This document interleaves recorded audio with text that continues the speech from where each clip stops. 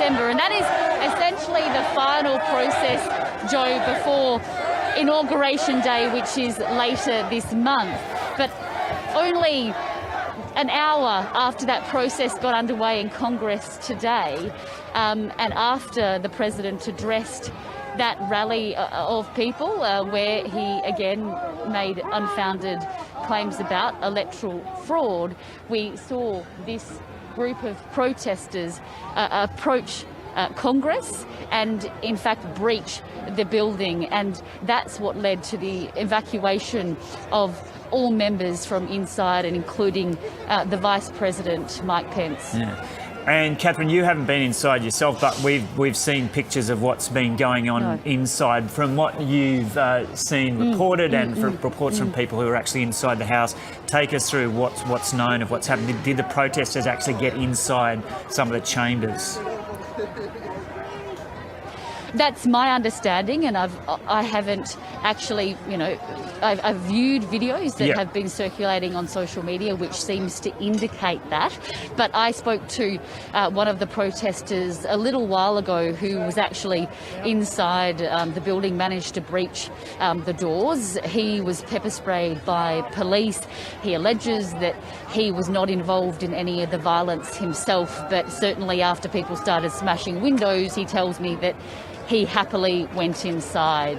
So he sort of painted a picture of chaos and anarchy inside Congress, scenes that we potentially have never seen before, but he then said that they chose to draw back out of respect for law enforcement officers. But he said he wasn't happy about the fact that he was pepper sprayed by those police officers. But certainly we have seen chaotic scenes unfolding inside Congress today, and more broadly on the streets, Joe. I mean, it was quite the mission just to get here because of the number of police officers that were cordoning off different main intersections to try and contain the sheer number of people that we have seen descend on the Capitol today. And Catherine, what have you heard about the people injured, number of people injured? I believe at least one person shot. Look, that's also something that I have heard reported, but I have not, I'm not in the know on that in any way. I prefer not to comment further. And is there, like you're in amongst the protesters there, but do you still just get this sense of shock at what's happened there over the last several hours? Look, I think it's shocking to people that are viewing this. I think it's shocking to audience members around the world. But here, being amongst this crowd, they feel validated. They feel that they should be here, that they were called to come here by the President and his unfounded claims of electoral fraud. So they certainly don't feel like they're in a place that they shouldn't be. But we have certainly seen the tension, I think, that we saw just a few hours ago diffuse to a certain degree, but we are still feeling a great deal of anger here among the crowd. And Catherine, just before we leave you for the moment, what time does that curfew kick in? Has that time already passed? And does it appear those law enforcement officials that you referred to before are pushing kind of further towards you now? Yeah, the curfew is coming into place in around an hour or just under an hour's time, so not much time to go there. But it looks as though the officers have started to push down towards this crowd to make attempts to move people on. But the tear gas that we saw dispersed a little while ago, that hasn't happened again since. But I suspect that as we get closer to that curfew period, that they will start to push people out. And does it sound like all the protesters who were inside the Capitol building have now been removed, or that's still not clear? No, look, that is the case. My understanding is that all those people that did manage to breach the doors have been removed, and the perimeter or inside perimeter of the building was managed to be secured by those law enforcement officers. Okay, we'll leave it there for the moment. Catherine Diss reporting there from just outside the Capitol building in Washington. Let's go to ABC correspondent Greg Jennett now in our Washington bureau. Greg, just first off, extraordinary scenes there in Washington over the last several hours. Just a picture of what the general reaction has been there in the US. Well, it's stunned, and I think from the epicentre you probably don't get the full perspective on just how shocking this is to Americans. You ask Catherine Diss, my colleague there just alongside the Capitol building, what the mood is like there. Well, that is so totally unrepresentative of what the rest of the nation is feeling. And I have heard the word, violated used in some of the network coverage here, as people try to absorb what's happening to their democracy by, look, you want to use the word an angry minority, but as you delve a little deeper into the base that Donald Trump relies upon for his political support, it is substantial, and the divisions are obvious. If they weren't obvious before today, well, they certainly are now, Joe. So this is a nation that will take quite some time in reckoning with what has gone on here. I don't want to use the cliche that we use so much in 2020 in relation to the pandemic. Unprecedented is the word, but I am informed by someone who prides themselves on congressional research as a historian that the last time the Capitol building in Washington, D.C. was formally breached in a security sense, as it was today, was in 1814, August of 1814, by the British at that time. So that might put into some perspective for you the hurt and that sense of democratic violation. Yeah. Joe Biden calls this bordering on sedition. That's what we're Greg, talking we're just about seeing here. some shots now of a lone security guard with this mob coming up the stairs.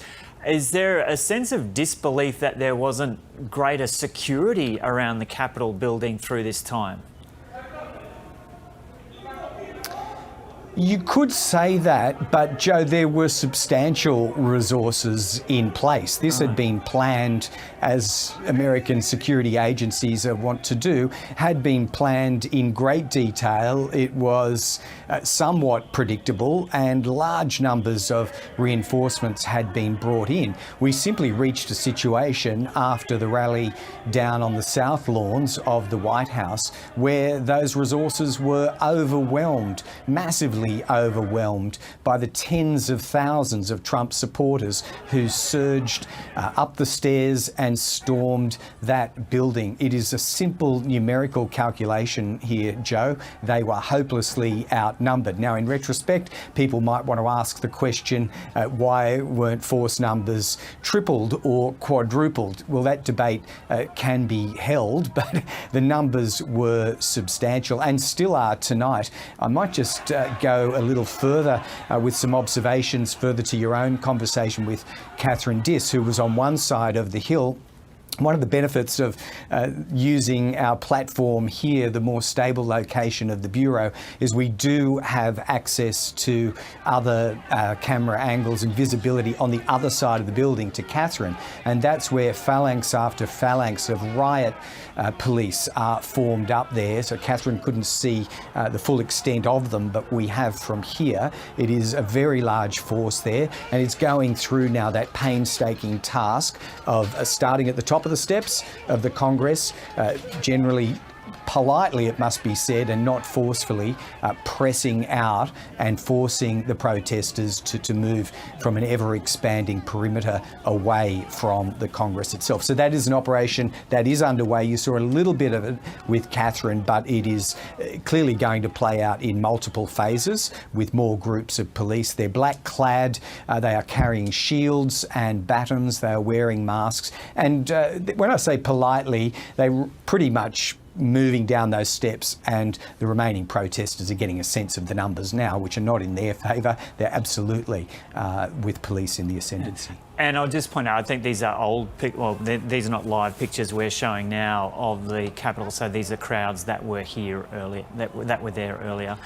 And Greg, what's been the discussion? I know Donald Trump only sent out this Twitter video just in the last hour or so, telling people to go home, but very strongly saying this was stolen from us, this was fraudulent.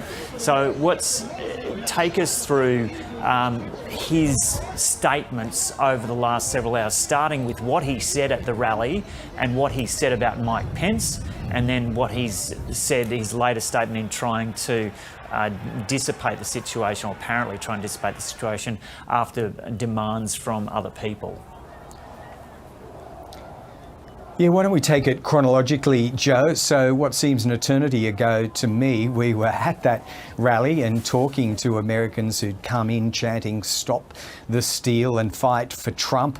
They were Americans from far and wide, Ohio, Florida, Alabama, Louisiana. We met them all, and they were emboldened, let's say, by Donald Trump himself. He spoke, as he often does at such rallies, for a very long period of time, as defiant as ever, and constantly needling his own vice president in Mike Pence, asking that when he goes up to the Hill in what was then about an hour's time, there'll be a test of his own courage as to whether he's prepared to flip some of the certified electoral college votes. And this is all on these absolutely baseless claims.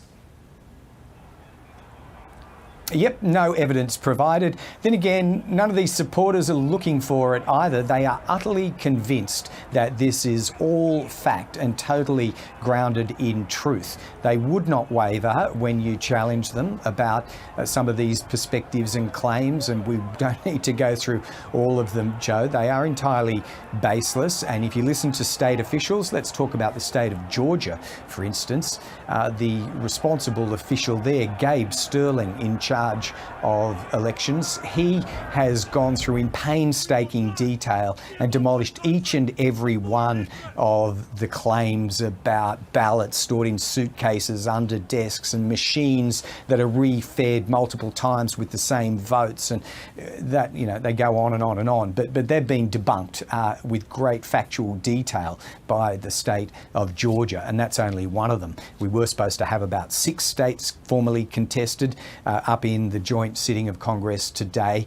In the event, we didn't get through the first one, which was Arizona. But look, this is their abiding belief. This won't be resolved by anything that happened today. All of these people, hundreds of thousands of them who were here today, Joe, they will go home just as angry as they were when they arrived. And that's another sad fact that America is going to have to reckon with as it goes forward. Look, just back to your original question, Joe, from there, deviated a little bit, but yeah, Donald Trump did not. He was very muted in his tweeting for hours, several hours. He did at one point say, follow police instructions, don't make life any more difficult for them. But at no point, including the video that you've now seen, at no point has he condemned the actions of these protesters who breached the Congress today. He has not done that. He probably will never do that, just as he will never concede the election defeat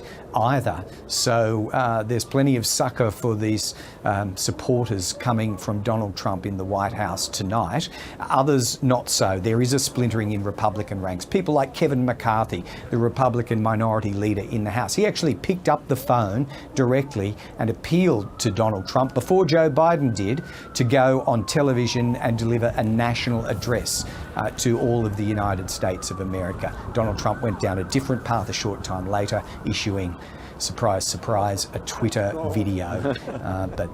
So he's again not addressing these requests or demands from Kevin McCarthy or from Joe Biden.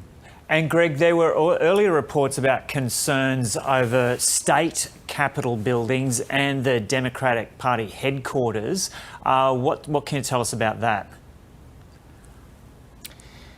So here in Washington, D.C., alleged pipe bombs, or perhaps we should use the phrase suspected pipe bombs, were believed to have been placed outside of both the Democratic headquarters, but also the Republican one as well, forcing evacuations there. But in very short order, that trail went cold. I can't actually say what, if anything, was ever found there, because in rapidly unfolding events, it was only 20 minutes later that the storming of the Capitol building happened. People breaking windows, climbing through it was one means of access there. So yes, that again seems a long time ago, the pipe bomb scare, and then Congress goes into lockdown.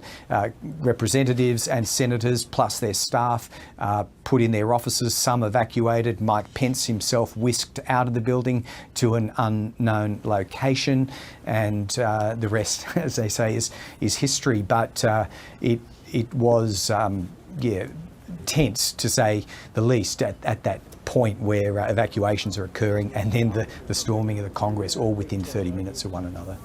And Greg, what was going on in Congress at the time was this ceremonial count of the presidential vote, as we mentioned before. So that was suspended.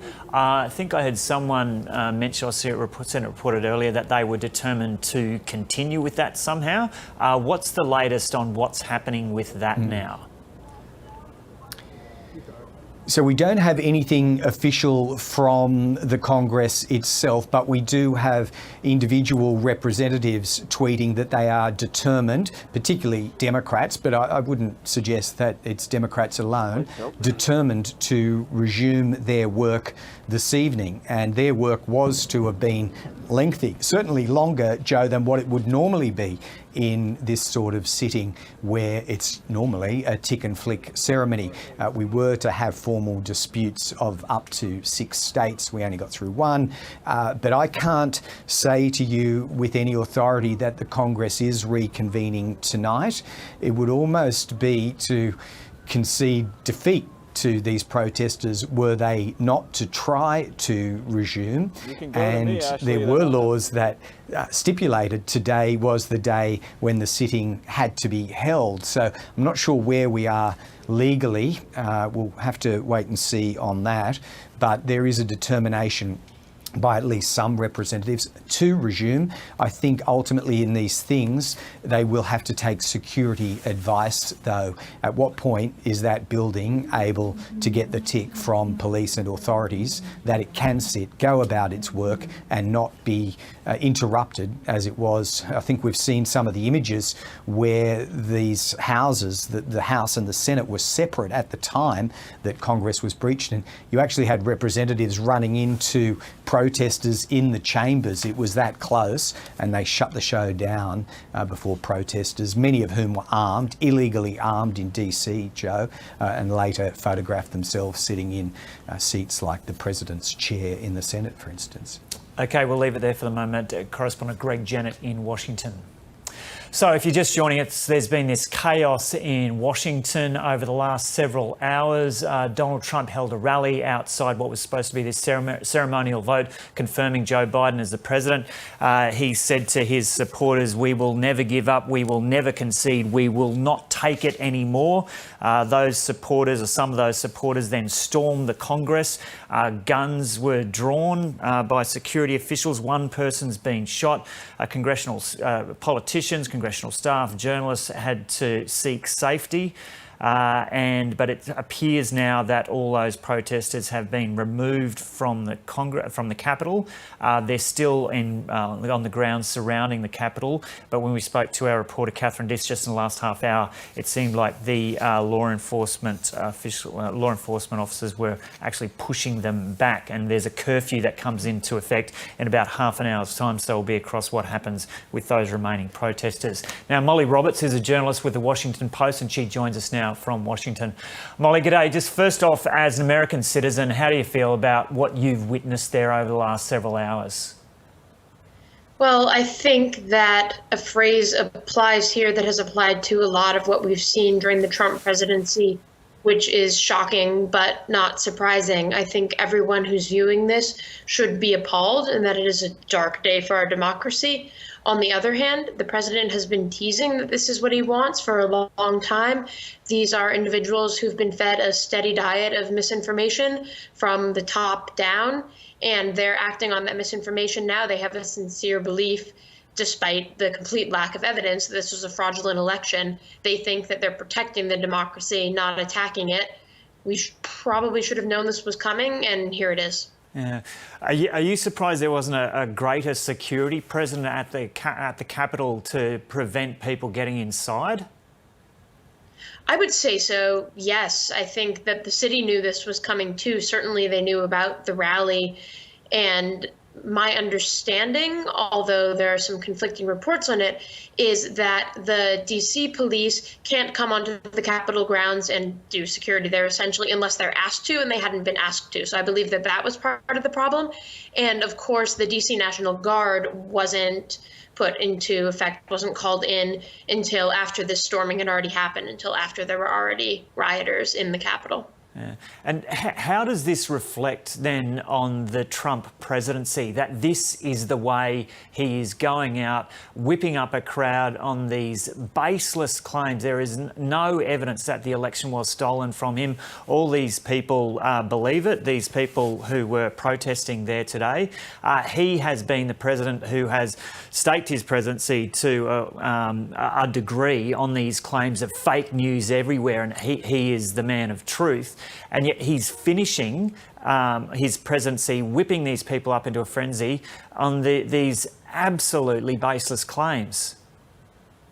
Well, yes, this essentially epitomizes what his presidency has been and epitomizes what he has been all about all along, which is basically grift, and he's a grifter. And you'll remember that Donald Trump started his political career here with the birther lie that President Obama wasn't born in the United States, and he has just gone on lying ever since, promising things that he can't deliver in order to elevate himself, in order to make money off the back of his high office, and in order generally to stroke his own ego. So I think that this is his final disgrace. It hopefully is final. Hopefully it's the worst damage that he can do.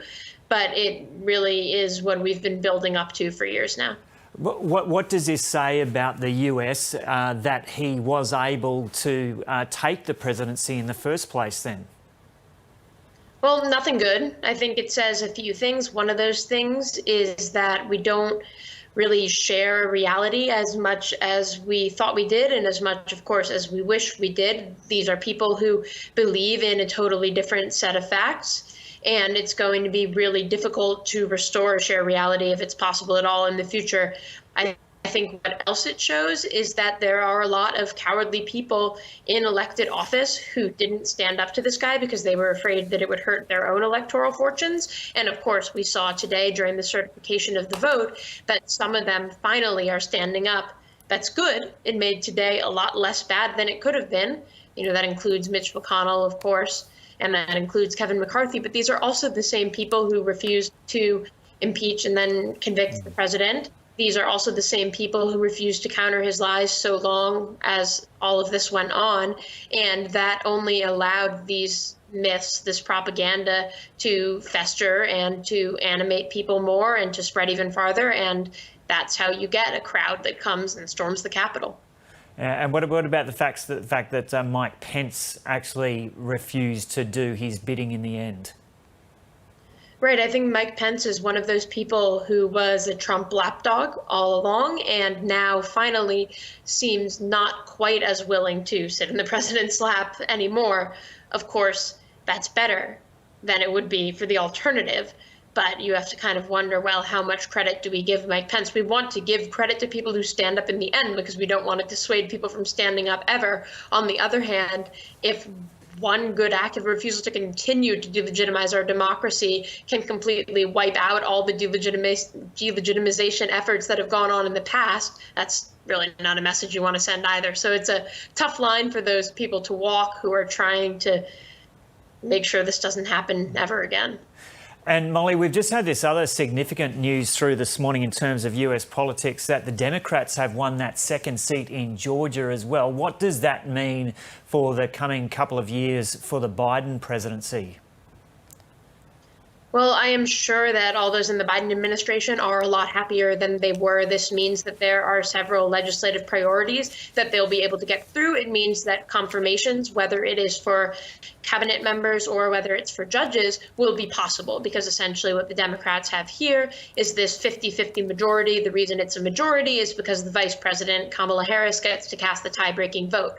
But that doesn't mean the Democrats will be able to do everything they want to do. First of all, they'd have to eliminate the filibuster if they wanted not to have Republicans filibuster some of their more ambitious efforts. And second of all, there are Democrats like Joe Manchin of West Virginia who won't necessarily go along with the boldest proposals that Democrats have.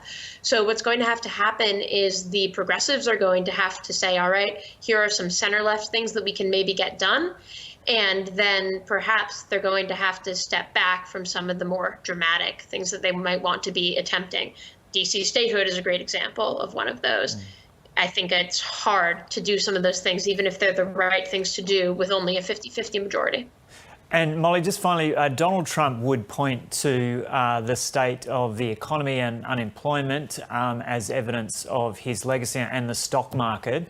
Looking at the Trump presidency over the last 4 years, presuming he is going to exit somehow over the next couple of weeks, what has been his record broadly? I think that as far as the stock market goes, you can see how it kind of leapt up today at the prospect of unified Democratic control. But the stock market has never been a very good indicator of the state of the economy. There were some ways in which the economy was making improvements under Trump's presidency.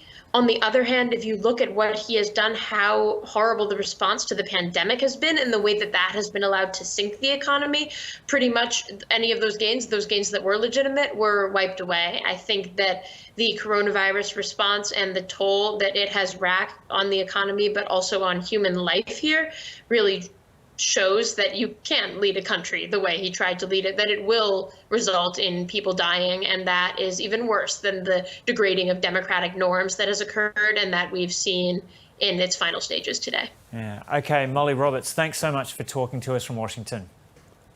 Thanks for having me.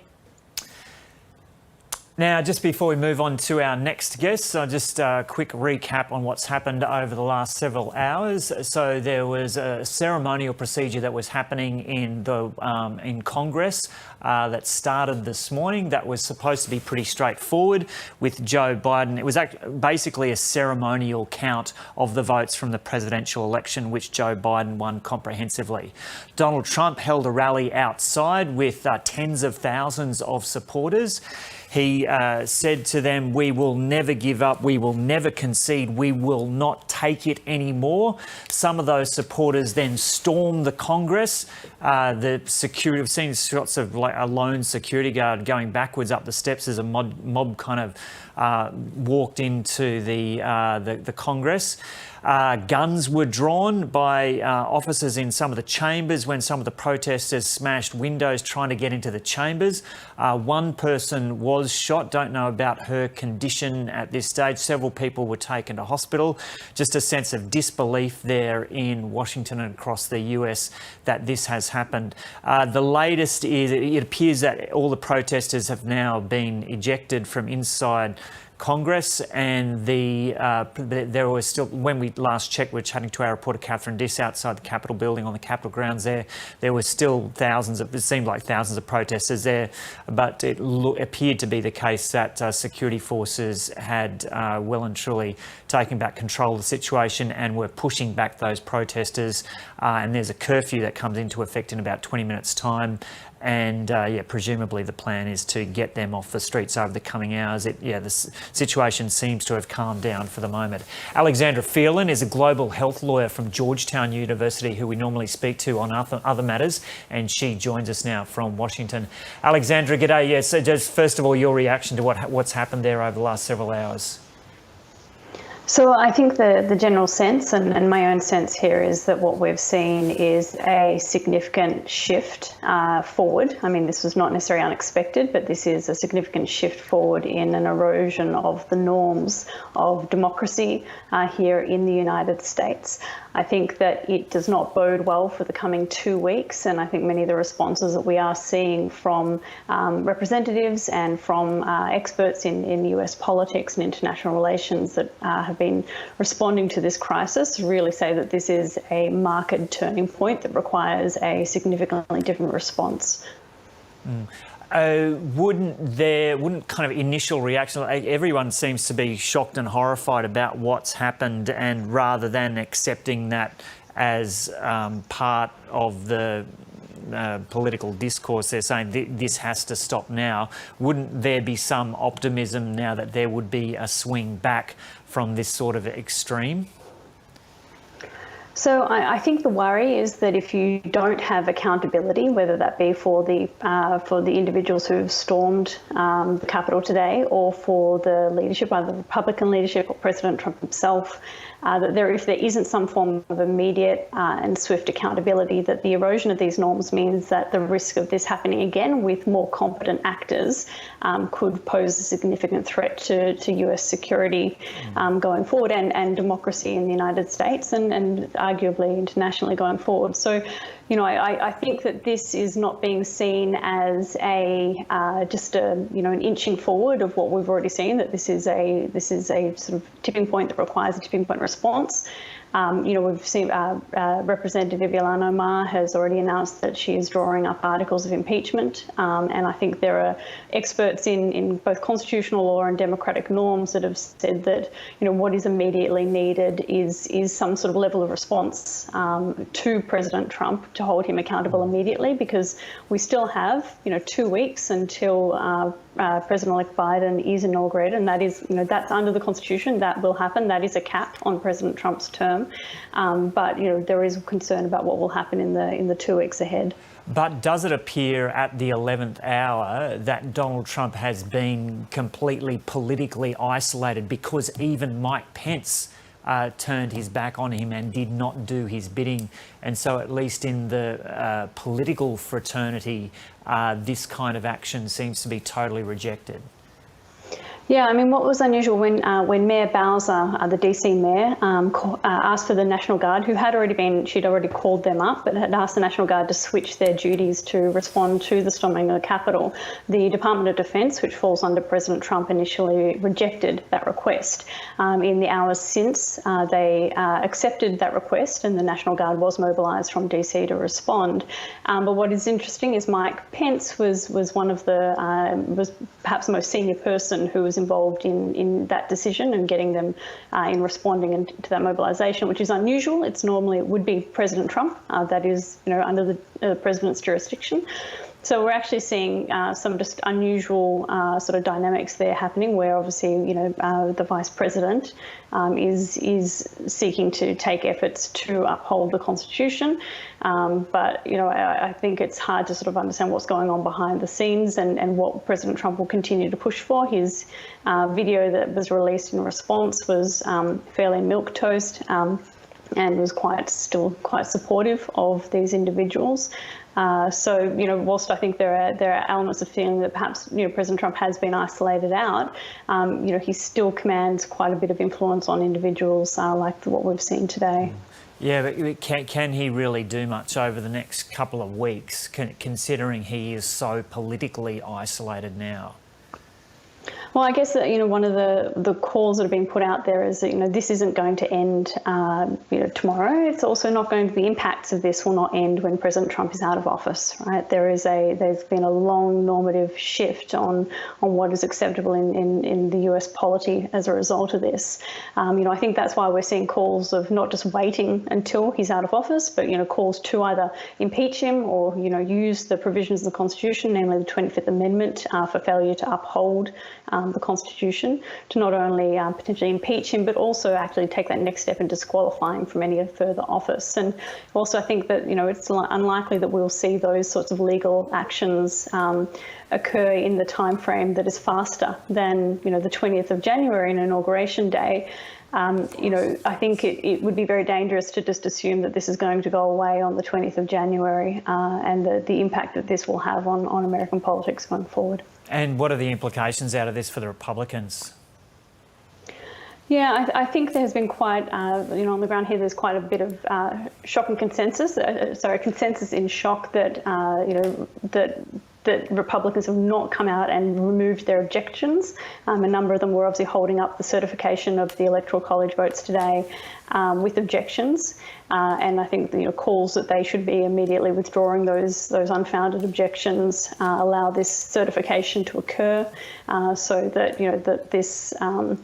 that this argument about the election results not being valid is pretty quickly hit on the head and addressed. I think that there is a long-term lesson as we see the Senate flip to the Democrats now today. They've lost the House, they've lost the presidency, they've now lost the Senate, and this should be a very strong lesson to Republicans that that this is not the way forward.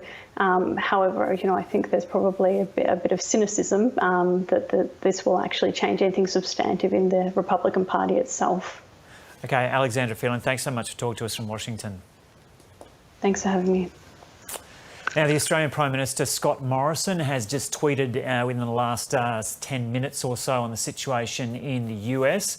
He says it's very distressing scenes at the US Congress. We condemn these acts of violence and look forward to a peaceful transfer of government to the newly elected administration in the great American democratic tradition. So Scott Morrison just tweeting there in the last 10 minutes or so of these extraordinary scenes at the Capitol building in Washington in the last several hours. Ellen Fanning was at the helm of our US election coverage on the ABC News Channel, and she joins us now. Ellen, just thinking back to your coverage of the election and the result there, did you think this could end up like this?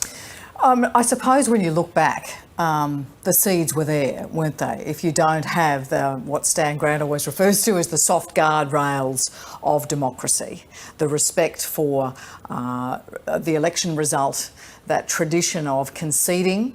On the night, it was always very clear that Donald Trump would not concede if he lost the election. There's something in his DNA that it means that's not possible for him.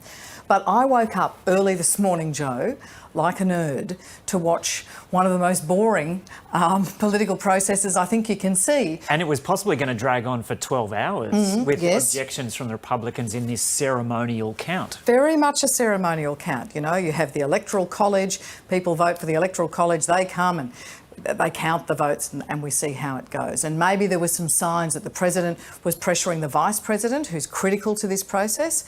He oversees the certification, which is just, as you say, a ceremonial acknowledgement of who won the election. So a joint sitting of Congress, and to just watch that very bureaucratic, important constitutional process unfold. And the VP came out before that process started, or as that process started, and said he would not stand in the way. Yes. Yeah. So President Trump had been pressuring so you've got this boiling starting to happen.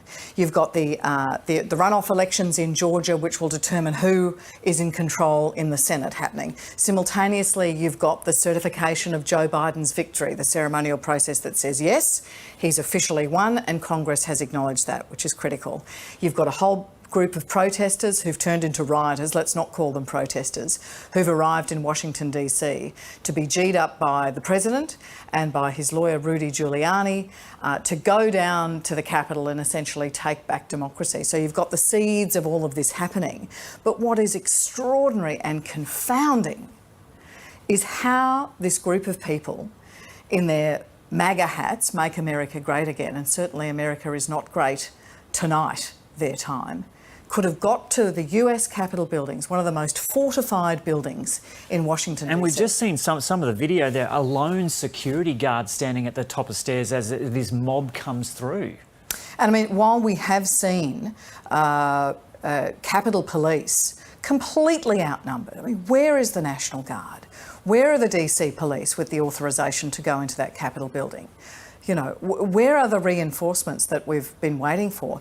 And while those police were outnumbered, and clearly taking out batons is not going to work against a violent mob of anarchists, we have this terrible footage, it seems, of one DC police officer having selfies taken perhaps unwillingly, with a protester, with the suggestion there that there is an unwillingness to put people face down and in handcuffs inside this building, or perhaps an inability to do that because they're so outnumbered. Yeah.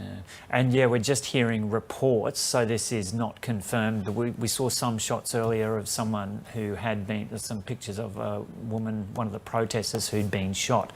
There are reports, NBC is reporting that that woman has actually died now. And there were reports of several other people having been taken to hospital as well. Now, Bruce Wolpe is a senior fellow from the United States Studies Centre and worked with the Democrats in Congress during President Barack Obama's first term. He joins us now. Bruce, g'day. Yeah, just first of all, your reaction as a US citizen to what we've seen there over the last several hours in the Capitol. Joe, Ellen, it is the darkest day in American democracy since the Civil War. No one imagined that such an assault on the temple of democracy, the Capitol of the United States, that dome is the most recognized symbol of democracy in the world, could occur, that a constitutional process could be disrupted, which would complete the election and award the Electoral College votes to Joe Biden and Kamala Harris, and the peaceful transfer of power. That's what was threatened today. It was suspended but not ended, and we will see better days, but this is just a horrible unfolding of events that strike at the heart of American democracy. And what did you make of the comments by Donald Trump at that rally, where everything flowed from this, where he said, "We will never give up, we will never concede, we will not take it anymore"? Unfit for office and unworthy of a president of the United States, because at the end of the day, he took an oath to support the Constitution too. And that oath provides for, again, the Constitution provides for elections and democracy and the transfer of power. There were, in the midst of this horror today, there were three good developments, if I may, Joe. First, the vice president was faithful to his oath, and he said he would conduct the counting of the Electoral College votes and see that through. The most powerful Republican in Washington, aside from the president, Senator Mitch McConnell, said that the process must be concluded and he would oppose any challenge to the electoral votes. And then Joe Biden stepped up and gave a speech that I thought showed why he was elected president of the United States. And in fact, I believe Joe Biden today became the president of the United States in talking about the need to work for the common good, that we must, that this must end now, that let the work of democracy go forward. So I was heartened by those developments with these three principal leaders, and we need more of it. And again, we will see order restored and democracy resumed in the days ahead. Are you concerned, though, at what could happen over the next couple of weeks? I am, because Trump has said he'll never concede. I understand that, but the question is, will he leave, or how will he leave? And I think there just has to be the firmest understanding that, in fact, he will be removed if there's any further steps down this treacherous road. So I think people are waiting to see how that unfolds. But in the meantime, the counting of the Electoral College has to be concluded. That will occur, and the inauguration will be underway. But until then, really, with Trump in office, there has to be that restoration of the guardrails that Stan talked about, that Ellen also talked about. They need to be put back up so that we stay on course, that nothing further along these lines can happen again. Bruce, good morning to you. I mean, we woke this morning, extraordinary to see a protester sitting in the presiding officer's chair of the US Senate, to see a protester, sneering protester, behind the desk of Nancy Pelosi, writing notes on her manila folders, "We will never give in," Capitol Police with guns drawn at the doors of the US House of Representatives, while lawmakers have been moved to an undisclosed location, having earlier been in those chambers and in their offices, pushing filing cabinets up against doors, coat racks up against doors, tables up against doors to keep people out. I mean, share with me your thoughts. You've worked in this building. How is this possible? I did. I've worked in the building. I've worked in the building for 10 years. There are two things that come to mind. One, 9/11, and the Capitol was locked down then because of the imminent threat of a plane crashing into the Congress and destroying it and attacking American democracy.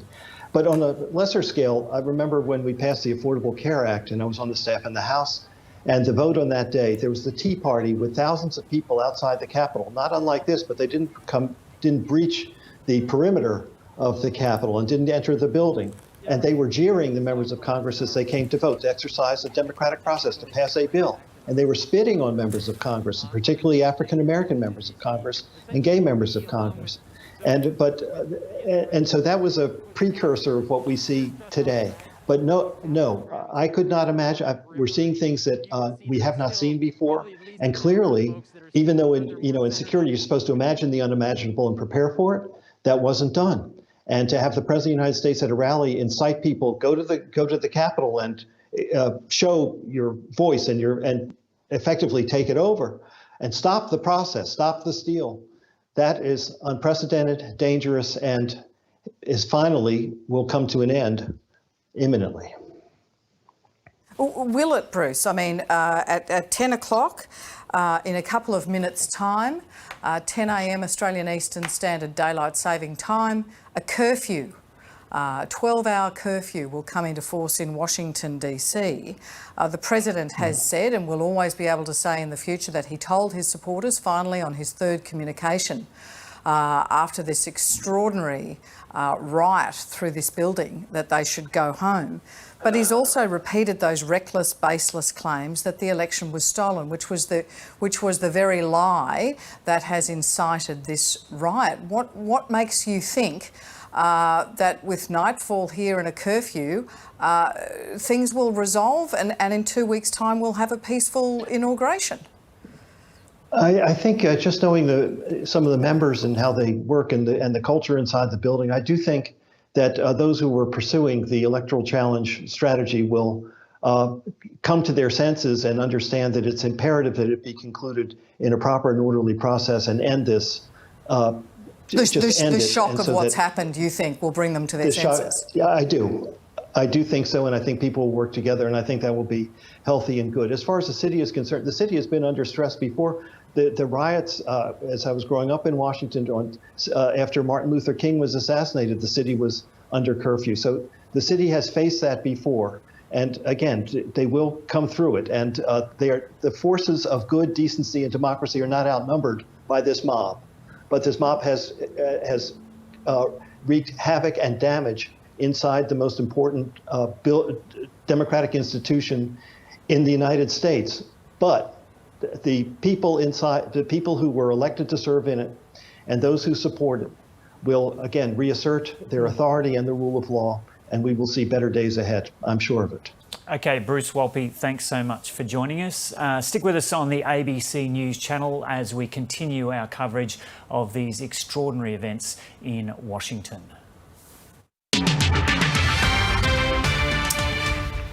Hello and welcome to ABC News. What a dark, sad day in America. A crowd whipped up into a frenzy by the president has stormed the Congress based on these continued, unfounded allegations from Donald Trump that the election was stolen from him. Politicians, their staff, congressional officials, journalists had to seek safety. Guns were drawn. At least one person was shot. NBC is now reporting that person has died and several people have been taken to hospital.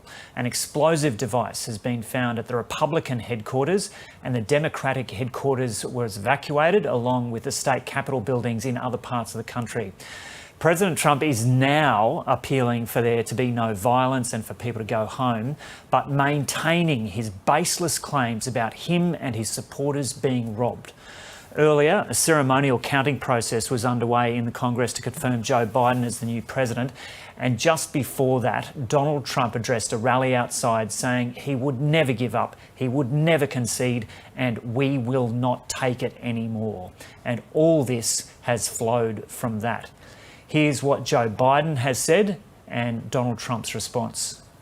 I call on President Trump to go on national television now to fulfill his oath and defend the Constitution and demand an end to this siege, to storm the Capitol, to smash windows, to occupy offices, the floor of the United States Senate, rummaging through desks, on the Capitol, on the House of Representatives, threatening the safety of duly elected officials. It's not protest, it's insurrection. The world's watching. Like so many other Americans, I am genuinely shocked and saddened that our nation, so long the beacon of light and hope for democracy, has come to such a dark moment. We have to have law and order. We have to respect our great people in law and order. We don't want anybody hurt. It's a very tough period of time. There's never been a time like this where such a thing happened, where they could take it away from all of us, from me, from you, from our country. This was a fraudulent election, but we can't play into the hands of these people. We have to have peace. So that was a couple of hours ago that Donald Trump made that statement amid the ongoing chaos in Congress. There were appeals for him to tell these people to go home. So he came out with that statement, but it was still an extremely mixed message, with him maintaining these unfounded allegations about the election being stolen from him, which was the basis for these people storming the Congress in the first place. I'm joined now in the studio by the Drums, Ellen Fanning, and Dr. Gorana Gergic, a lecturer at the US Studies Centre at University of Sydney. Gorana, welcome to you first. Just first of all, your because we've just brought you on set, your reaction to what we've seen there in Washington over the last several hours. Well, obviously this week we were all preparing for some sort of angry spectacle, but certainly nothing of this scale and magnitude, I would say. So everything that's happening and has been happening over in DC for the past couple of hours is hugely concerning and deeply saddening. And obviously, again, we can't underscore what a stress test for American democracy it is. But we can definitely see that this sort of violence has been a long time coming, and there is an arc, all the way from the 2015 and 2016, the kind of election and pre-election period, to what happened in Charlottesville, Virginia in 2017, all the way to here. President Trump has legitimized these groups, and now they have come, obviously, to contest the 2020 elections. Yeah, so not entirely unanticipated, considering the tone of his comments over many years. What did you make of what he had to say at that rally this morning, with these tens of thousands of angry people gathered there at the Capitol?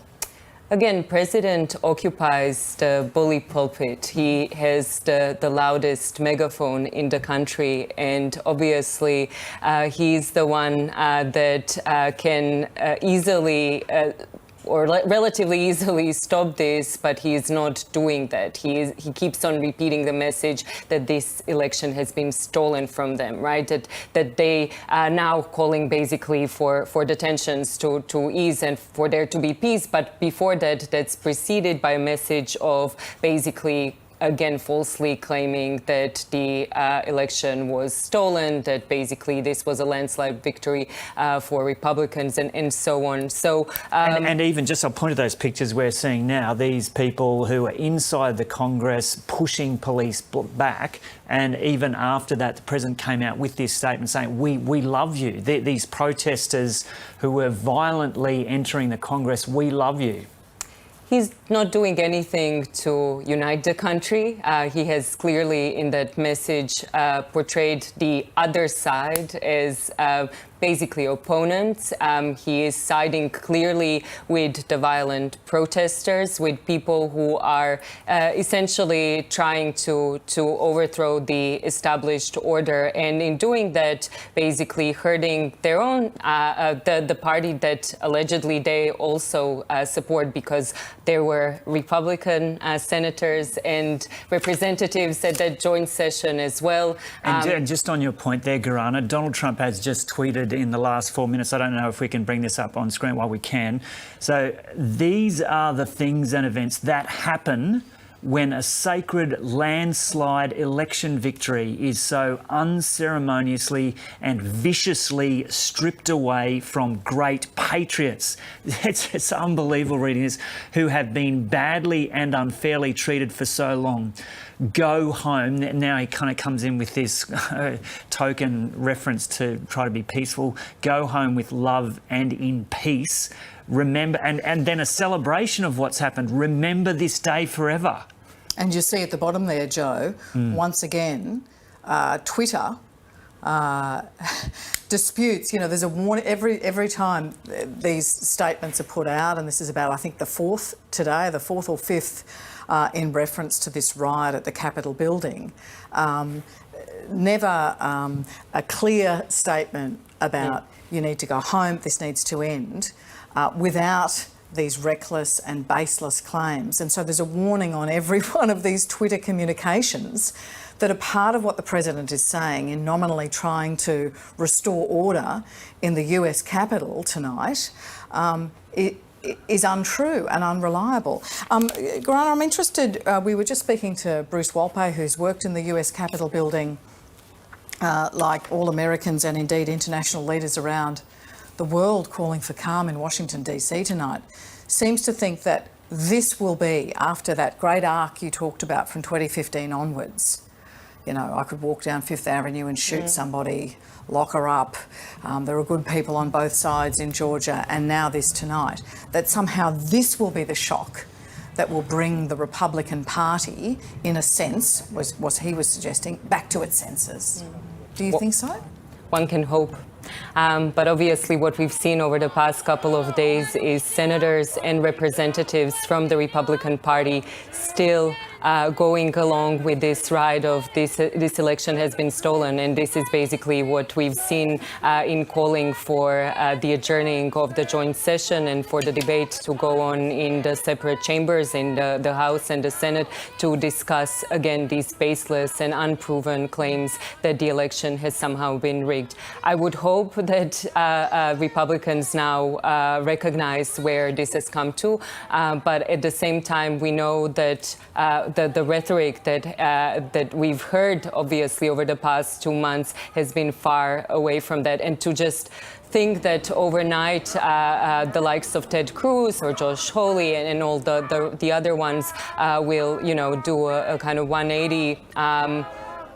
Again, we can hope, but I'm not so convinced. There is a kind of electoral calculation there as well. And just, Ellen, just before we move on, I might just let viewers know that, yeah, we've got some live pictures up now. This is the first time we've seen some counter-protests. We're unsure of some of these. I think they're in two different places we've been showing.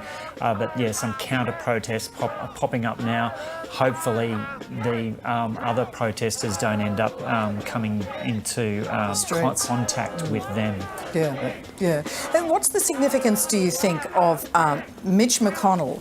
I saw Hillary Clinton simply tweet after the Democrats won the Senate majority with dual victories in Georgia today, because that was what else was happening today in the United States, were those runoff elections to decide who would be in the majority in the Senate, which dictates the extent to which Biden can get anything done in Washington. Right. And the Democrats have a Senate majority now. And so Hillary Clinton tweeted, Senate minority leader, Mitch McConnell. So he's been the Senate majority leader, the Republican leader, very much a Trump supporter, some would say enabler through all this. And he stood up in the joint session before everyone had to scurry away to undisclosed locations because of the rioters.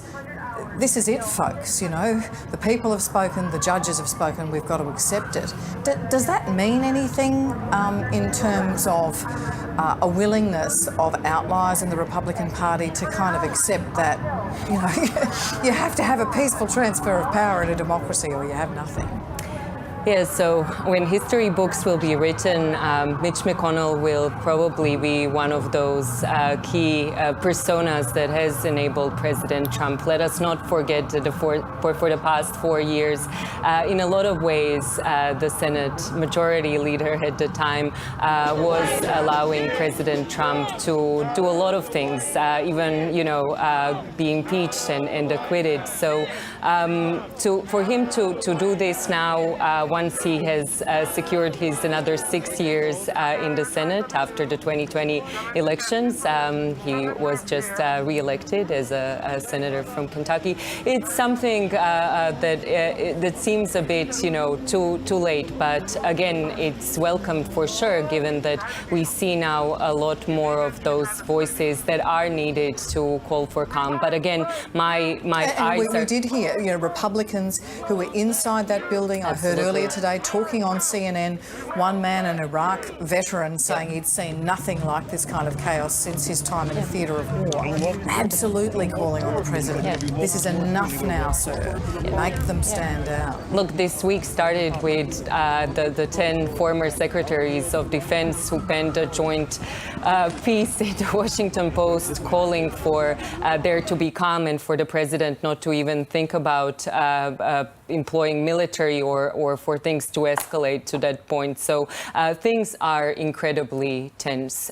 There's no other way of going about it, and we can only hope that as the night progresses that things calm down rather than escalate. OK, we might take this opportunity now to go back to our North America correspondent, Catherine Diss. We spoke to her about an hour ago, just outside the Capitol building. Just, Catherine, first off now, explain for us exactly where you are and what's happened with the efforts to push back that crowd from the Capitol.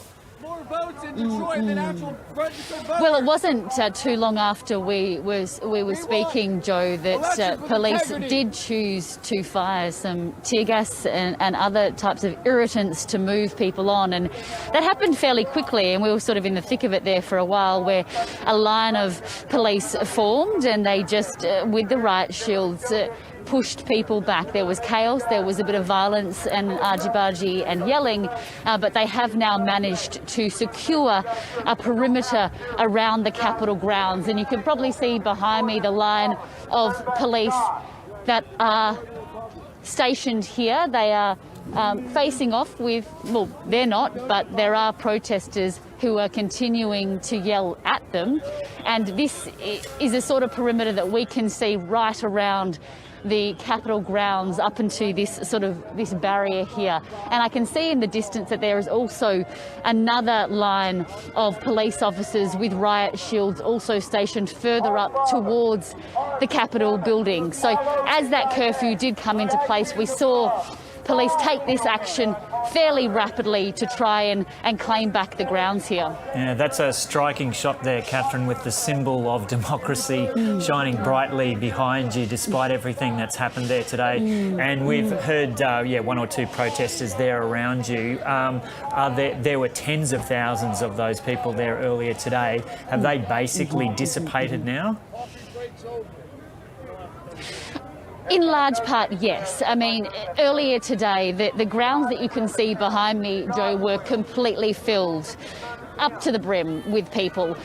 Throughout the afternoon, they have been filtering out down Pennsylvania Avenue and through other parts of the Capitol, but we are still seeing those very passionate, ardent supporters of the president continue to stay out here. As you can see, this gentleman, this protester, is continuing to stay here tonight. There are still, a large number of people staying out on the streets and defying that curfew, but police, as I mentioned earlier, we're just being told to move on. So we'll just move over this way, away from the police officers.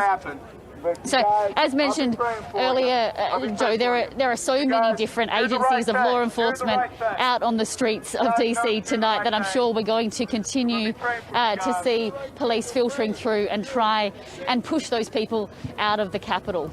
Yeah, and Catherine, you were in amongst that crowd for many hours. Just give us a sense of how passionately they feel about these unfounded allegations, and all reputable media organisations have reported extensively how unfounded they are. But these people still believe these allegations from Donald Trump, and that's principally why they were there today. They do believe the election was stolen from him. Fundamentally, absolutely, without a doubt.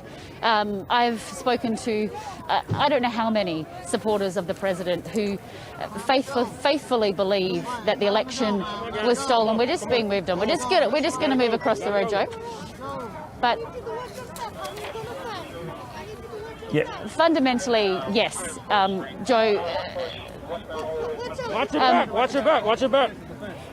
We're just going to move over this way. So yes, everyone that I've spoken to believes that the election was stolen. They can't believe that Joe Biden could possibly, I'm just going to help Dickon up here, could possibly have won the election and secured that many votes. I mean, I've asked all of them, where is the evidence? Can you provide the evidence? And they point you back to the same affidavits and allegations that were taken to courts on many different levels here in the United States, and most of which were thrown out by the court system as not being evidence of any sort of fraudulent activity. So the crux of it is, though, the people that are here are passionate supporters of the president, and they believe that they're out here because they are true patriots to the country. Yeah. And Catherine, I might just read out a tweet that George W. Bush has just published. It's a bit small type there, but Laura and I are watching the scenes of mayhem unfolding at the seat of our nation's government in disbelief and dismay. It is a sickening and heartbreaking sight. This is how election results are disputed in a banana republic, not our democratic republic. The violent assault on our capital and disruption of a constitutionally mandated meeting of Congress was undertaken by people whose passions have been inflamed by falsehoods and false hopes. Insurrection could do grave damage to our nation and reputation. Catherine Nera, former Republican president, but so those challenges will continue for the Republicans, with these passionate supporters of Donald Trump still believing that he was robbed of the election. Sorry, I did try to catch some of what you were saying there, Joe, but we were just trying to move on to do what police are asking us to do here. But yes, I mean, what an unprecedented statement against the American Constitution and an electoral process that normally is carried out with next to no hitch. I mean, that's what we've seen here today. Yeah. I mean, these supporters of the president were called here because the president asked them to do that. Catherine, Ellen Fanning you here. Need to stop this deal. Yeah. Ellen Fanning here, thank you for your work today, for bringing us what's going on. Tell me, who are all these people milling around behind you? You're allowed to be there. The Mayor of DC says you're allowed to be there. You're with the press. Who are these other people? The other people that are here on the ground are the protesters that have been here for hours. I mean, they aren't allowed to be here. The curfew has passed, but they are being pushed on, Ellen. So I'm not sure how much you can see. I mean, obviously it's dark here now, but just in the distance, that looks to me, I think from their uniform, that is the National Guard. I can't confirm that because I'm not up close enough, and I'm not going to go any closer. But the National Guard is now out, and you can see them forming this line as they try to push people on. But essentially, the people that are on the streets now are not meant to be here. That is illegal. Okay, and so we are 19 minutes into the curfew. Have you seen anyone arrested? No, we haven't at this point in time. We have seen some argy-bargy between police officers and some of the protesters, particularly as they were pushed down the lawn in front of the Capitol building a short time ago. But we haven't seen anyone arrested. We're now hearing police talking through a loudspeaker, asking people to move on, and you can see that they're now starting to take off there. Dickon's just going to bring you the live shot there. So they are starting to disperse and starting to push back. But, I mean, the most that we've seen today that I have witnessed has been confrontations between police and protesters. At one point, we saw a protester being hit with batons, and that didn't really do a great deal to calm the crowd. It just made them even more angry. And, Catherine, I can see the Trump flags flying there, and we saw those flags along with the the flags of the Confederacy inside the Capitol building earlier today. Look at those protesters there. There's a young child there, maybe a teenager. We've seen children younger than that here today, just a little while ago, maybe half an hour ago. Now, there's all walks of life here today. People have come from all different parts of the country. Extraordinary. The House Majority Whip, Clybourne, has said that he won't be discouraged in the joint sitting. He wants it to resume tonight to formally certify the election of Joe Biden. Now, that's why those protesters are here, to protest that process of recognising and formalising that election victory. And thank you for helping your cameraman over that chain. Yes. Catherine, will they be able to get back into the Capitol? No, this way. Come on. Where? This way. Look, I think given that we've seen them secure the perimeter and they're moving them on fairly quickly here, Ellen. I mean, they have managed to secure the grounds within, I would say, no longer than 30 minutes. So I guess so. I mean, that's what they're doing this for. Who are I have those also police seen that behind tweet you? that they. Catherine, who are those police behind you? Tell me. So we're looking at Metropolitan Police here. So that looks like that's probably DC police, but they're also over here. That looks like the National Guard, just based on the uniform that I'm looking at here. But it is dark, so I don't want to make that a true claim. But there are multiple different agencies and law enforcement agencies from city, state and also federal law enforcement. Also troops were deployed from, not troops, but reinforcements were deployed from Maryland, which is a neighbouring state, and I also believe that they were also being sent from Virginia. And Catherine, just while that's just a bit of an aside, but I noticed that this is all happening in the midst of this pandemic there in the US, with I think it was like 3,500 people dying in 24 hours there recently. And there was a speaker at the rally yesterday who was encouraging people to hug each other and create a super spreader event. As someone yourself who's caught COVID and dealt with COVID, how have you felt about what was said at that rally and what you've seen over the last 24 hours, considering the devastation that is happening right now there in the US just with the pandemic? Look, it's extraordinary. I mean, that's I know the video you're talking about, and the speaker at that event who encouraged people to hug each other. I mean, it's just extraordinary. I mean, we were just in Georgia covering the runoffs where we attended another Trump rally the day before yesterday, and not many people were wearing masks. I've been approached by I don't know how many people here even today and at other rallies and in recent weeks about why I wear a mask. And then they try to claim that they're not trying to kill me by not wearing one.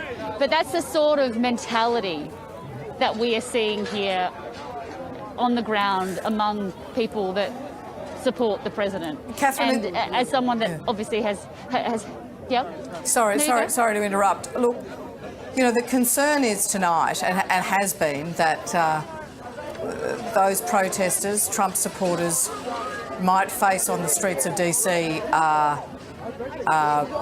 anti-Trump forces. Now, tell me what is the mood there? As you were talking to Joe just before, we saw what looked to be a distressed elderly lady being shepherded by her, looked like teenage granddaughter or someone. What is the mood of that mob tonight on the streets? Have they calmed? Do you mean mob, as in a counter-protester?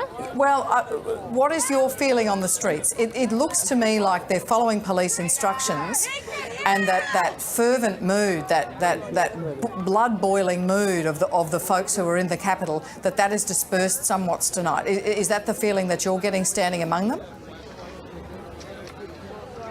Yeah, like I said before, I feel like a lot of the heat that we saw take place inside the Capitol has somewhat dispersed, but there is still a great deal of anger here, and they're here for a reason, and they're staying here beyond curfew.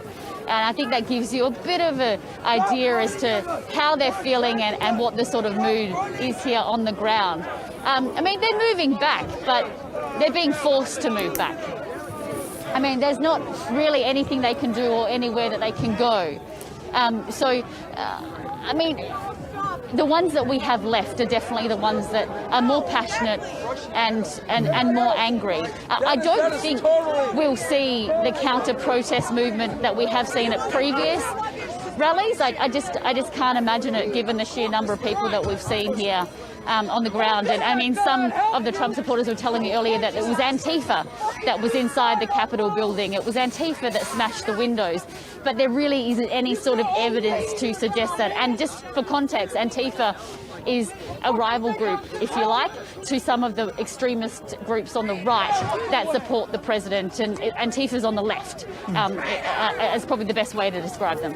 OK, we'll have to leave it there for the moment, Catherine, but thanks so much for your reporting and negotiating your way there back as the security forces pushed you back there along with your cameraman. Stay safe, Catherine. Yeah. And we'll go to Greg Jennett shortly in Washington to get a wrap of what's happening around the US, because there was concern only not what was happening in Washington, but in other parts of the US as well.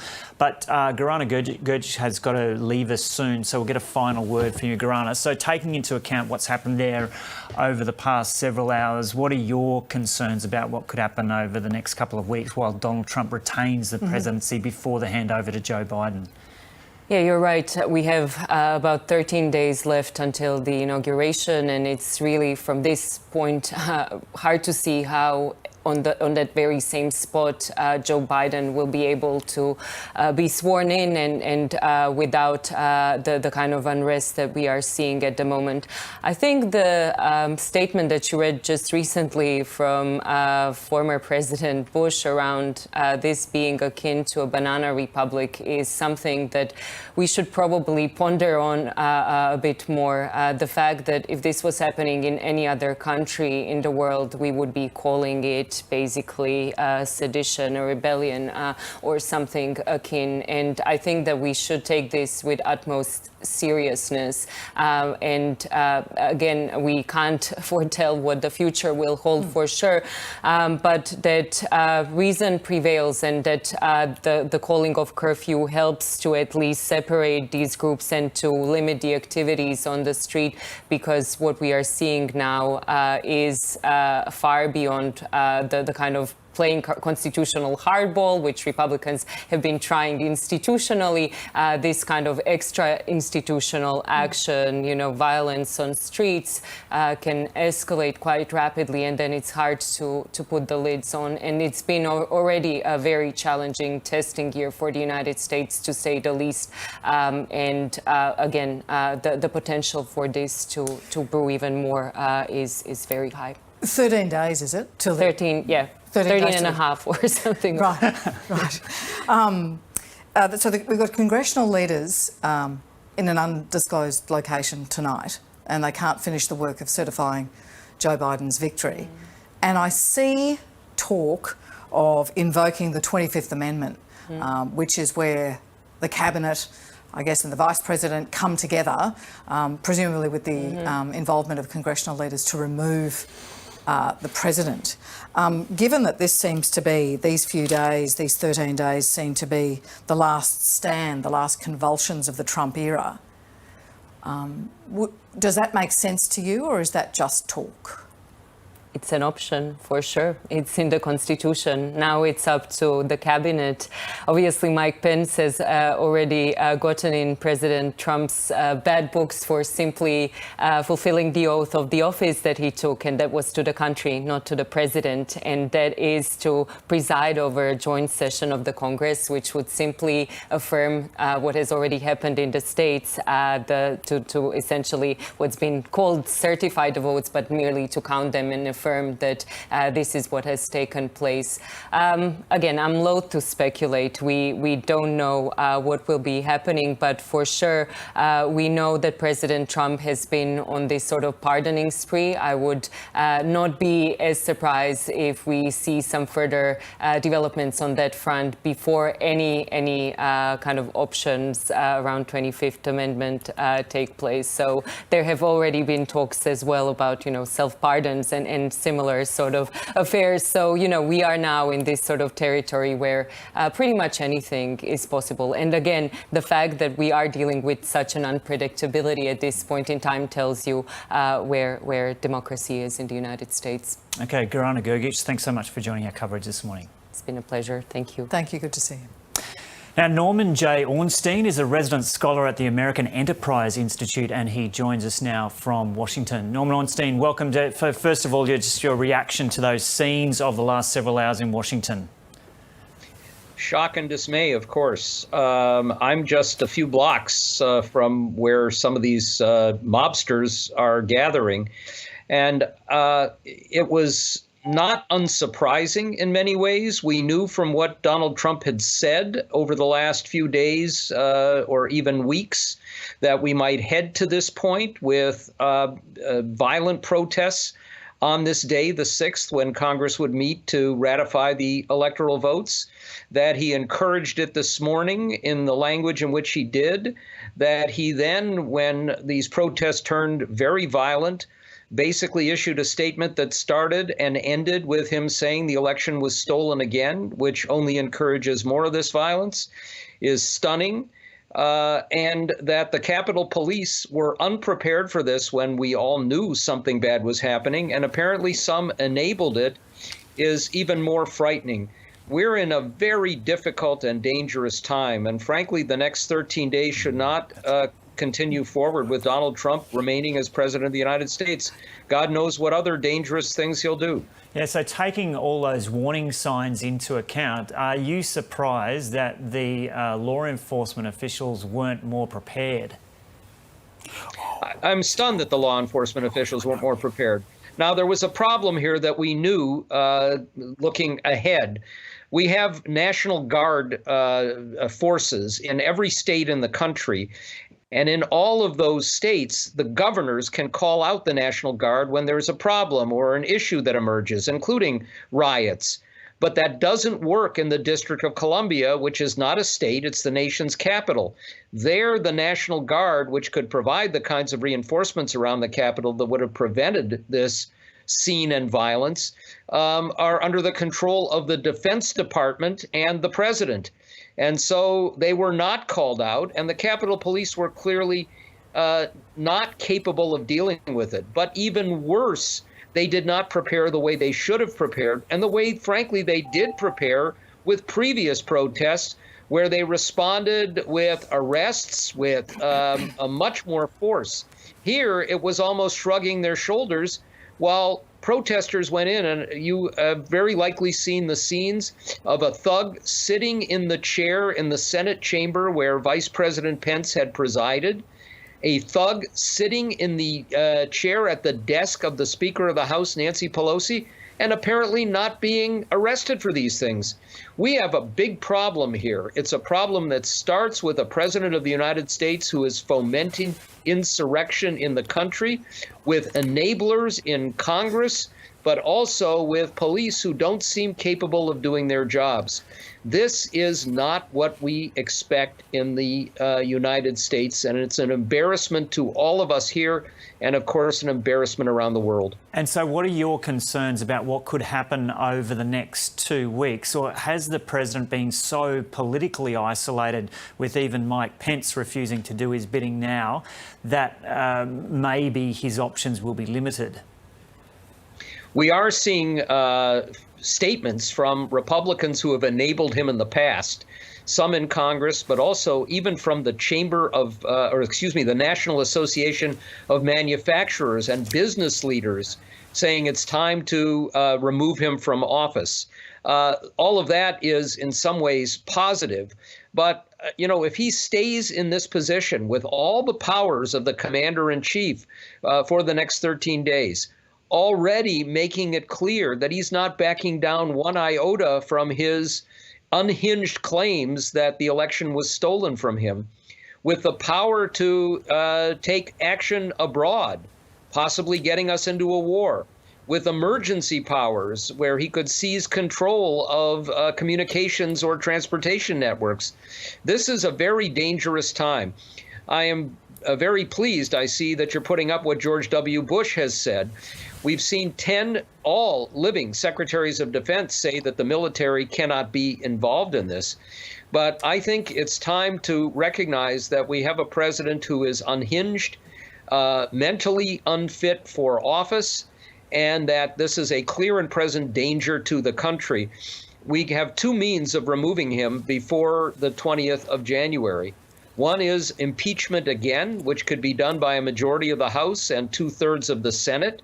That means a whole lot of Republicans who have enabled him in the past would have to do it.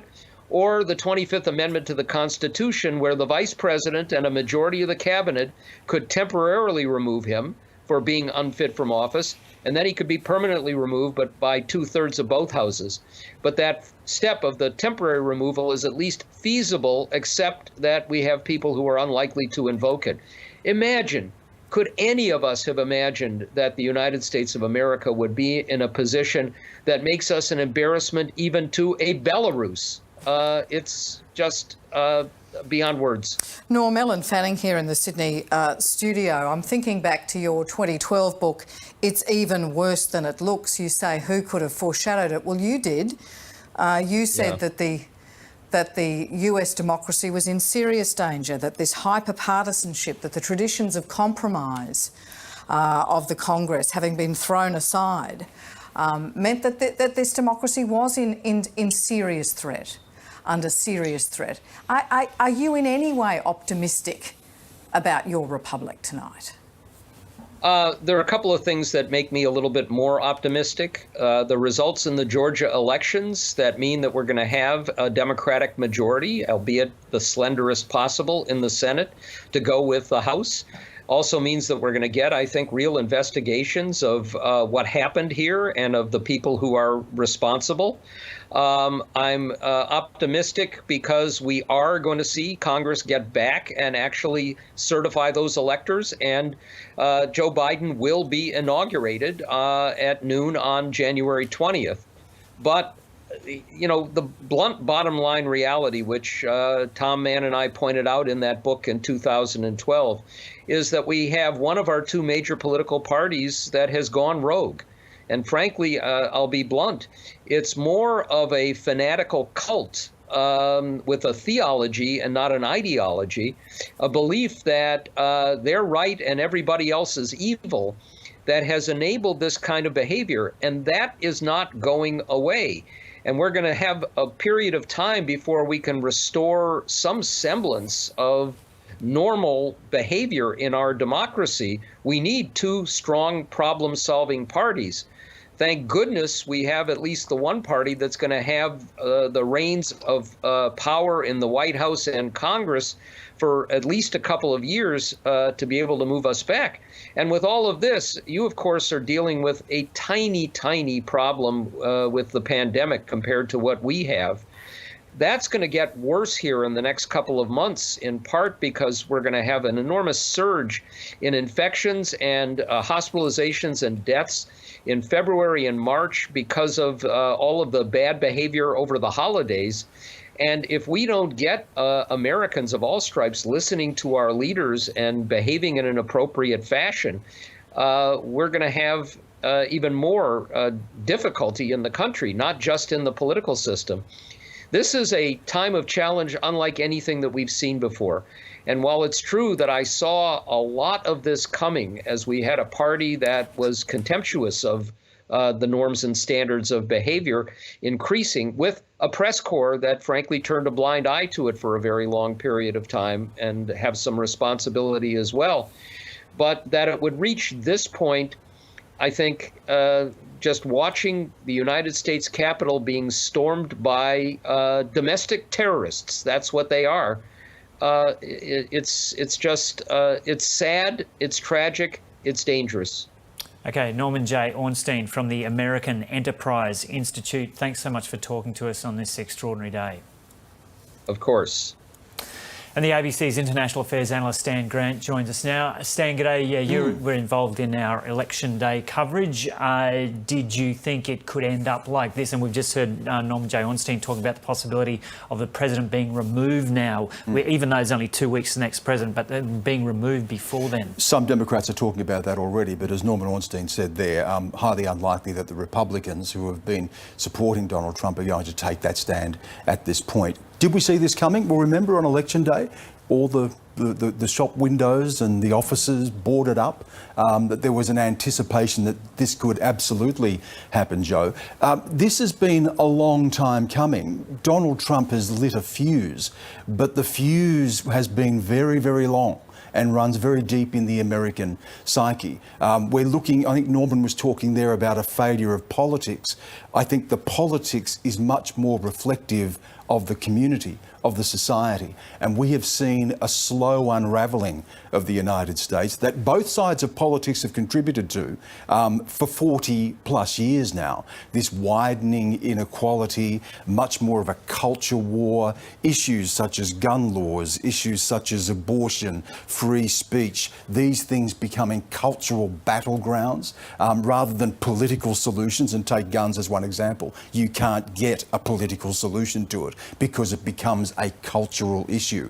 And what we're seeing here is now the extreme end of this, and that Donald Trump has fueled this, has played into this. Hasn't that always been the case with guns in the US? How do you approach that in some kind of independent manner which could significantly reduce the possibility of mass murder events there? Guns have always been an issue, and the Second Amendment clearly is critical to even the way Americans see themselves. But the lack of political compromise, I think, exacerbates it. And that's what we're seeing across a whole lot of issues. And this has been, as I say, for unravelling now since the 1960s. You know, one of the things you saw with the Nixon presidency, and when we talk about unprecedented here, let's not forget the Nixon presidency, the lies, the Watergate. You know, let's not forget the Vietnam protests. Let's not forget that Robert Kennedy assassinated, John F. Kennedy assassinated, Martin Luther King Jr. assassinated. America has been here before. Don't think that this is in any way unusual. This is a country that was born in revolution. This is a country that went through a civil war. This is a country that has had impeachment. This is a country that has had assassinations, massive violent protests. But what we are seeing here now is a culmination of so much of this, Joe, that has been unravelling and has led to this culture war, this separation of politics. And you see someone like Donald Trump who becomes emblematic of that, and he taps into that, and he gives voice to that, and he feeds into the conspiracy and the madness around that. And that's what we're seeing here today. If you were sitting in the suburbs of Washington, DC tonight, and the mayor has told you to stay home, you would be very aware, as a young African-American man or woman, as a, anybody as a citizen of that city, that when the Black Lives Matter protests were coming to Washington, we saw on the steps of the Lincoln Memorial, around that Capitol building, police, National Guard, whoever they were, in full riot gear, standing shoulder to shoulder, waiting for those protests. Which we didn't see in anticipation of what may have happened here today. And but the Sergeant at Arms for Congress should be terminated for dereliction of duty. I mean, how is it that the Capitol Police, and this is a serious question, not gosh, they got it wrong. Actually answer this for me. Why do you think it is that Capitol Police, many of whom are in hospital tonight, but one of whom was seen having a selfie taken with the protesters, were not ready for this when it was on the front page of the national newspapers? Well, they were coming. And I think, Capitol Police are going to do what they're instructed to do. And that's what we've seen throughout this. We've seen on the one hand, as I said before, with the boarded up buildings and the fear of what could happen. But then we haven't seen in a case today where there could have been, we knew this vote was coming. And we knew this was going to be an incendiary moment because Donald Trump had talked this up. He was saying to Mike Pence, the Vice President, block this. So we knew that there was this mood. It's a very legitimate question to ask. Now, if you're an African American and you're looking at this and you're saying, so this is how they approached our protests. And let's not forget, though, there was violence around those protests as well. There were deaths associated with those protests as well. But there are questions around why there wasn't this preparedness. Absolutely. Okay, we're going to cross to our ABC correspondent Greg Jennett now in Washington to get the very latest on the situation. So if you're just joining us, there's been extraordinary scenes in Washington over the past several hours with Donald Trump conducting a rally, basically inciting people. They stormed the Congress, there were guns drawn, there were people injured. Greg, what's the very latest on the people injured and what's happening in Congress now? Yes, so obviously we've confirmed already on ABC News the death of a woman. She was a protester on Capitol Hill. It does appear that it was a shooting by Capitol Police, but the exact details and circumstances surrounding that fatal shooting and details of the victim have not yet emerged. But Muriel Bowser, the mayor of Washington, D.C., is letting it be known via media commitments tonight that all of the Metro Police Force have been instructed to utterly enforce the curfew, which is well underway now. So whether that bothers protesters, many of whom are interstaters, out-of-towners, whether they're actually bothered sufficiently by some violation in this local jurisdiction here in DC once they go home is an open question, and I guess one that will get answered throughout the night. But one other major piece of breaking news, bearing in mind, Joe, that this whole day started with one purpose, and that purpose was to certify Joe Biden's Electoral College victory. All of that was abruptly interrupted when the Capitol was stormed.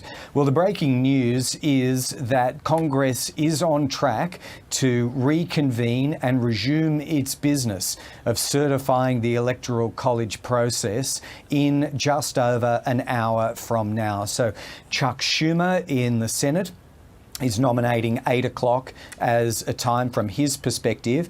Nancy Pelosi has also put out a statement as Majority Leader in the House that they also are looking to resume proceedings tonight once it is cleared for use. So Nancy Pelosi not nominating a time, but Chuck Schumer certainly is. And if in fact that meets with Republican approval, and let's not even get around the question of what happens to Mike Pence, where he is and when he can take up his seat in those proceedings. But as we speak, the indication is that that should resume at 8 o'clock our time, an hour and 10 minutes from now. And Greg, it'd be really interesting to hear in those proceedings if the Republicans continue with their plan for opposition to several of those states. Won't it be? Because I think in earlier commitments we've been able to update the audience at home on the fact that these proceedings started, and very briefly this is how they work. You run through alphabetically the returns, the envelopes from 50 US states, and where there is at least one member of the House and at least one senator formally objecting in writing, you break apart as a joint sitting of House and of Senate. You go back to your respective chambers and you have up to 2 hours of debate. Well, before proceedings were rudely interrupted, they had got through some of the A's and got to Arizona, and it is disputed, and so the joint sitting was suspended.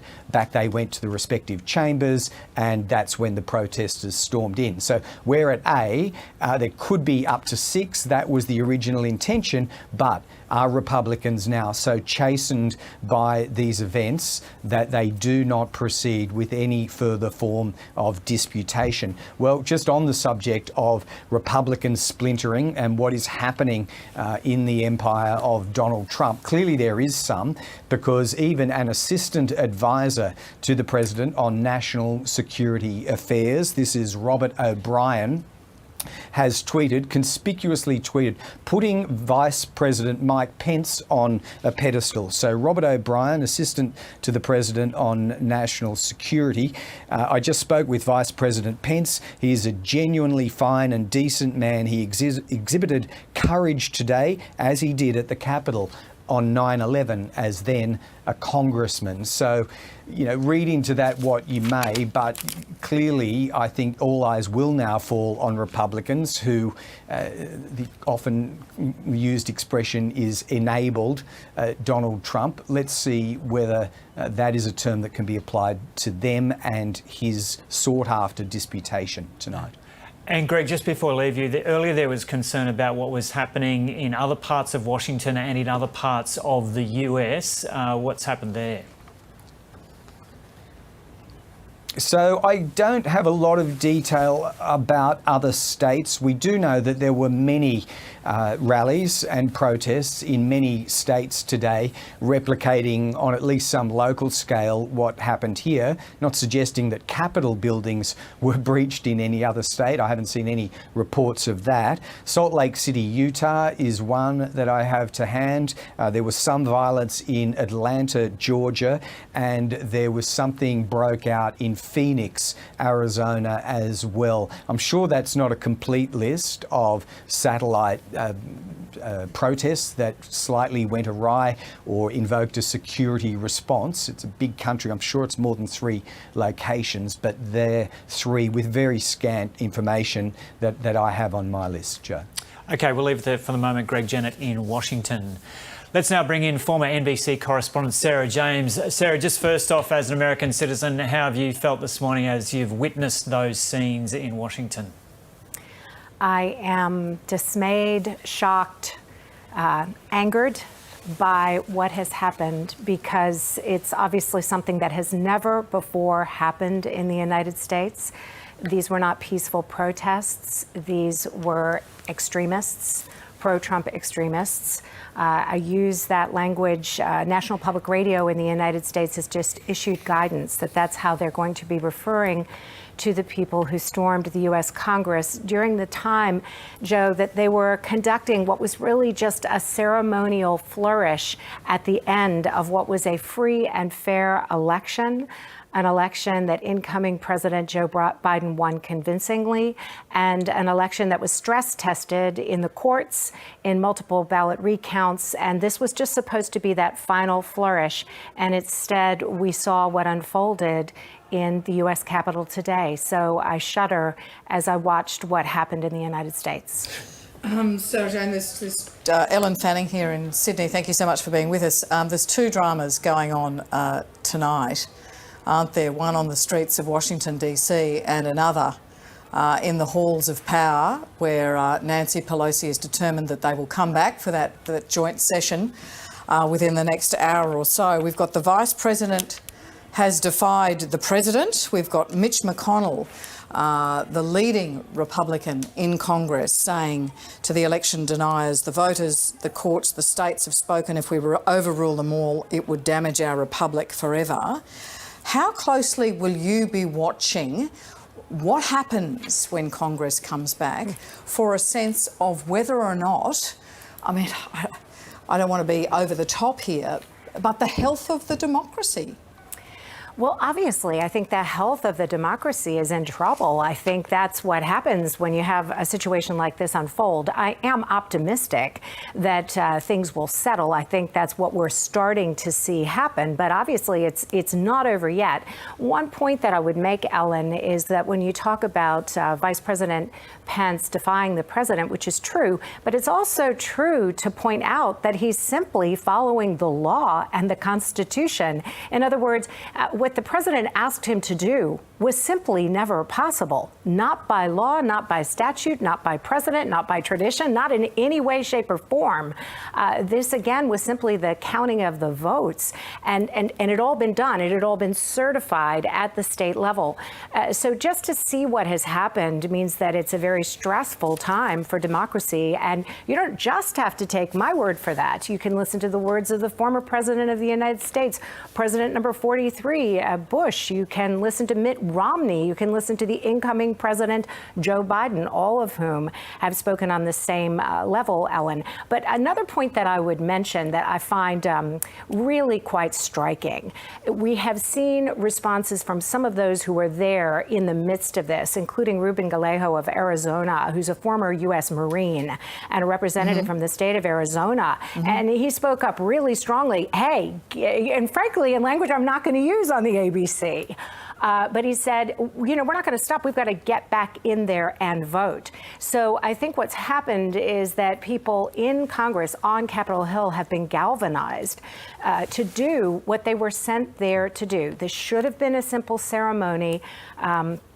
Clearly, that is not what happened, and many people are starting finger pointing at the President of the United States and saying that he is responsible for this. Sarah, Stan Grant here. It's interesting there, of course, we look at